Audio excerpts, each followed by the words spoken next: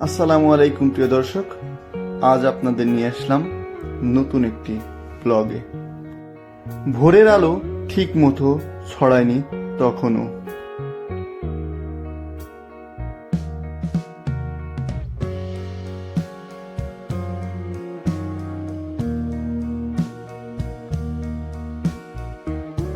আমরা রওনা হলাম ঢাকার আমিনবাজার ব্রিজ পেরিয়ে ঝিনাইদহের পথে।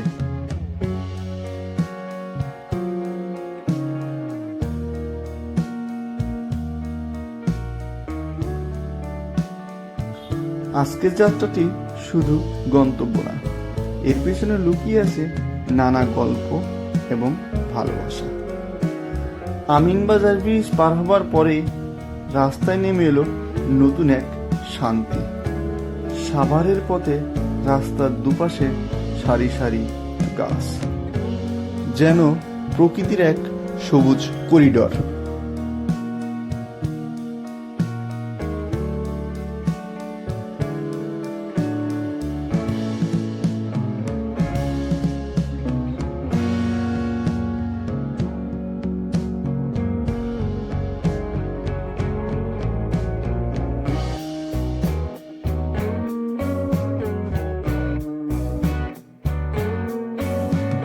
কিছুক্ষণের মধ্যে আমাদের চোখের সামনে ভেসে উঠল আমাদের গর্বের স্মৃতিসৌধ।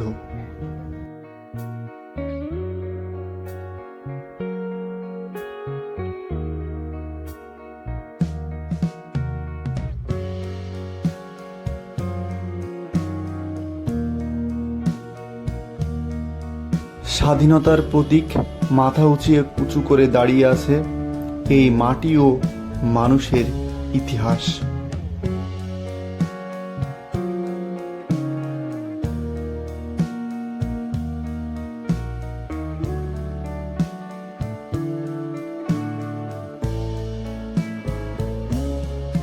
তারপরে আমরা পৌঁছে গেলাম আমাদের সেই চির চেনা ফেরিঘাটের টোল প্লাজায়।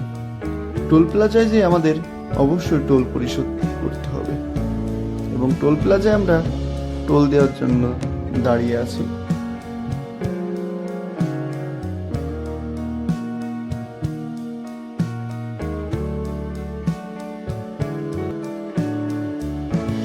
অবাক করার বিষয়, এবার আর গাড়ি ফেরির জন্য অপেক্ষা করিনি, বরঞ্চ ফেরি গাড়ির জন্য অপেক্ষা করছে।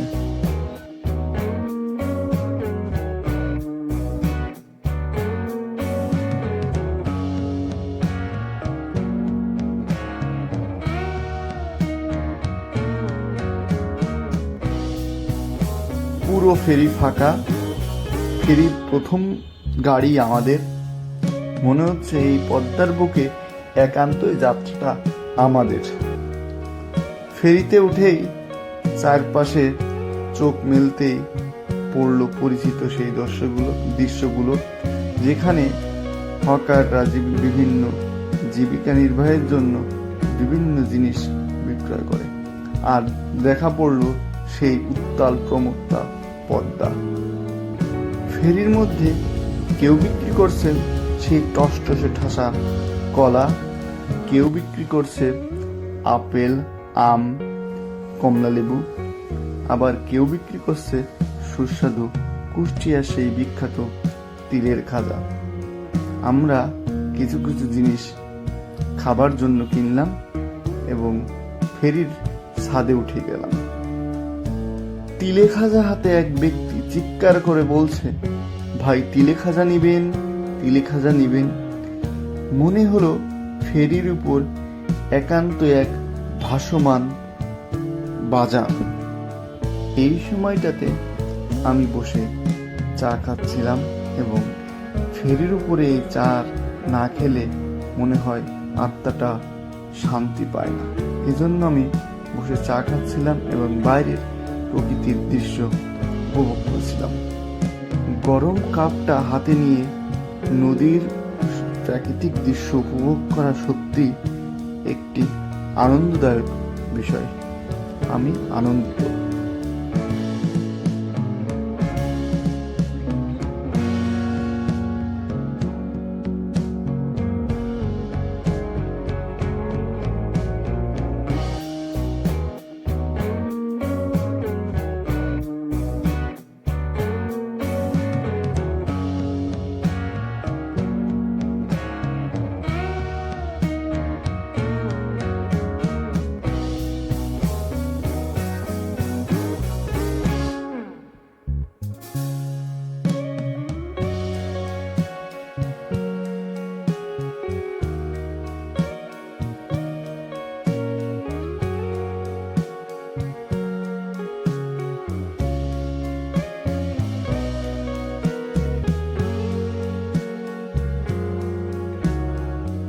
ফেরির ছাদে উঠে একটু হাওয়া খাওয়ার ইচ্ছা মনে হলো। এজন্য আমি ইতিমধ্যেই 3তলা ফেরির পুরো ছাদে উঠে গেছি এবং বাইরের দৃশ্য উপভোগ করছি। ফেরির ছাদের উপরে উঠে দেখি কিছু লোক গল্প করছে, সেখানে কিছু লোক নামাজ পড়ছে, কিছু লোক ঝালমুড়ি খাচ্ছে। এই ঝালমুড়ির নেশা ফেরিতে অন্যরকম নেশা।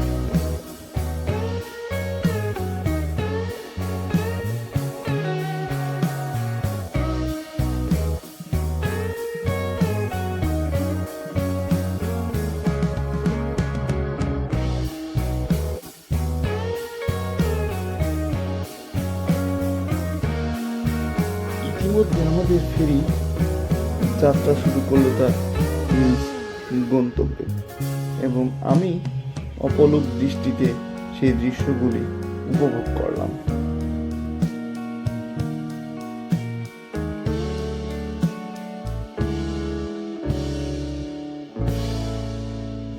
আমিও 1 প্যাকেট ঝালমুড়ি নিয়ে চিবোতে শুরু করলাম এবং 1 প্যাকেট শেষ হবার পরে আমি বলে রাখি, আমি এই ঝালমুড়ি আরো 1 প্যাকেট খেয়েছি।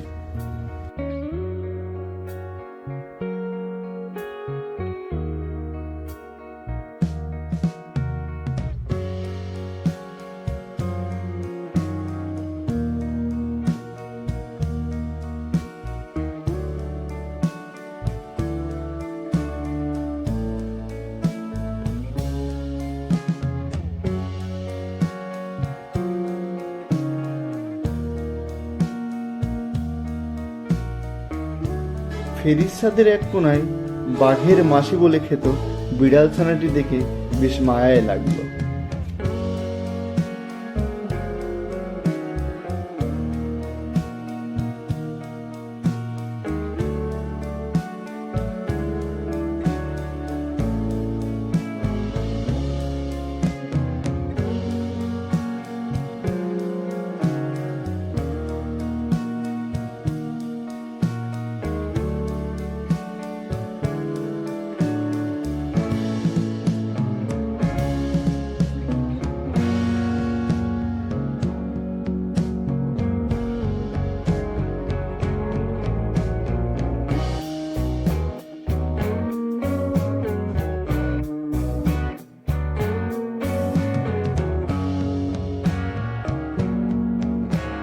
ফেরিতে আসবো আর সিদ্ধ ডিম খাবো না, এটা কি মেনে নেওয়া যায়? সর্বশেষে আমি এই সেদ্ধ ডিম খেলাম এবং ফেরিতে আমি সেদ্ধ ডিম খেয়ে থাকি, স্বাস্থ্যকর খাবার।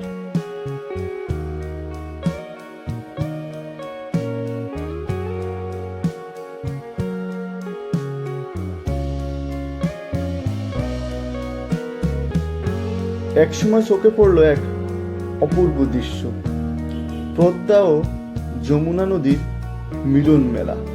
এখানে পানির রঙের তারতম্য আছে।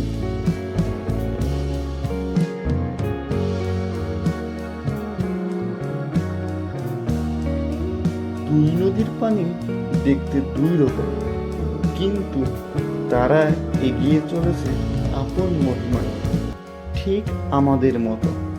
ফেরির উপর থেকে এই দৃশ্য দেখার সময় চারিদিকে শুধু পানি আর পানি, আর মাঝে মাঝে প্রমত্তা পদ্মার এই গর্জন দেখতে না কতই অপূর্ব।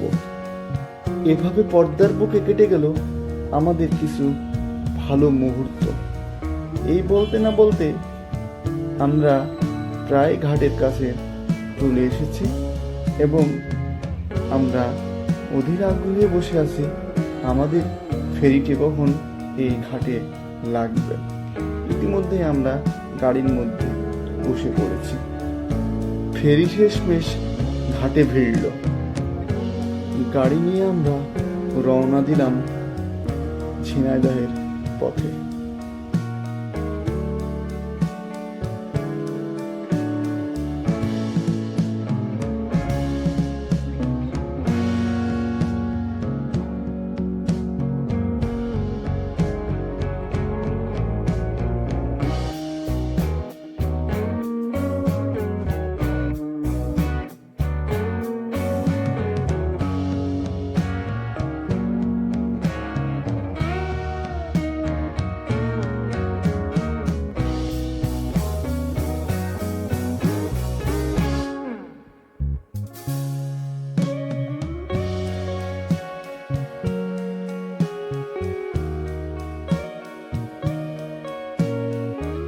এ ছিল এক যাত্রা যেখানে পথটাই ছিল আসল প্রাপ্ত। আমরা রওনা দিলাম ঝিনাইদহের দিকে। এই ব্লগটি যদি আপনাদের ভালো লাগে তাহলে আপনারা আমার চ্যানেলটি সাবস্ক্রাইব করতে ভুলবেন না। সবাইকে ধন্যবাদ। আসসালামু আলাইকুম। দেখা হবে আবার নতুন কোনো ব্লগে।